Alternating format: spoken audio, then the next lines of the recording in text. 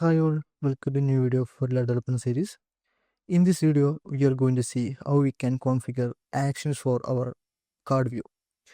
Uh, Actions are the three-dot drop-down that generally available just here, right side of the top corner of the card view. When we check the employees and when we change the view to card, here multiple actions like edit, archive, delete is available. So let's see how we can add multiple actions like this. So for that, going to the VS Code, then our custom shift request view, card view. Yeah, here is our card view. Okay. For now, let's refer the employee card view. First, let's refer that employee card. Here is the card. Here is the actions. Okay. Similarly, let's type the actions. Actions take a list of dictionary items. Inside the dictionary items, the first key is the action that is for the label. Maybe we can provide like edit. Then the accessibility, we will check the accessibility in the next video.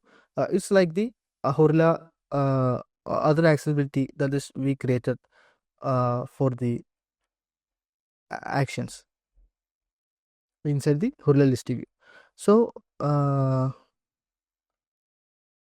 okay, then the editors. Okay, for now let's create a alert when we click on the edit button. Okay, we can remove this class from for now. We can also remove this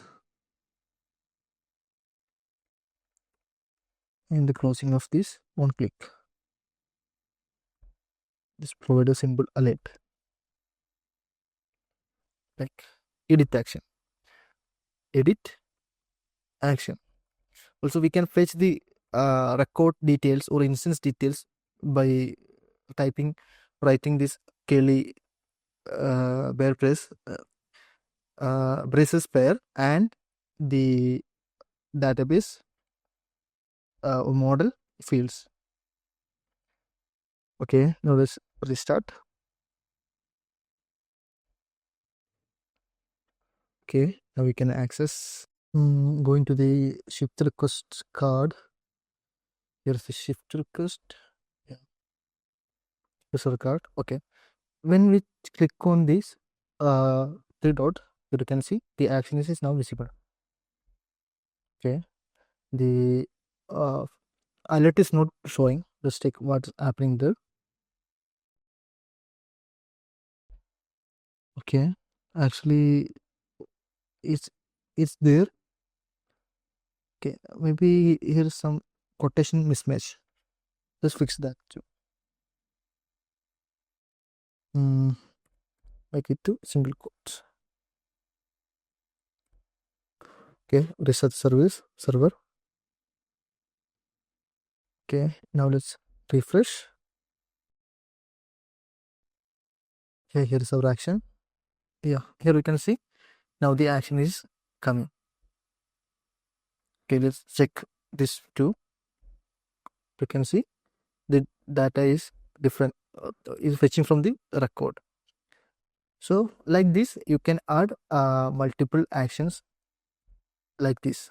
You just need to add the action for the label and the editors for what happened when you actually click on the action item. I hope you understand this video. If you have any doubt, you can add it inside the comments. Thank you for watching.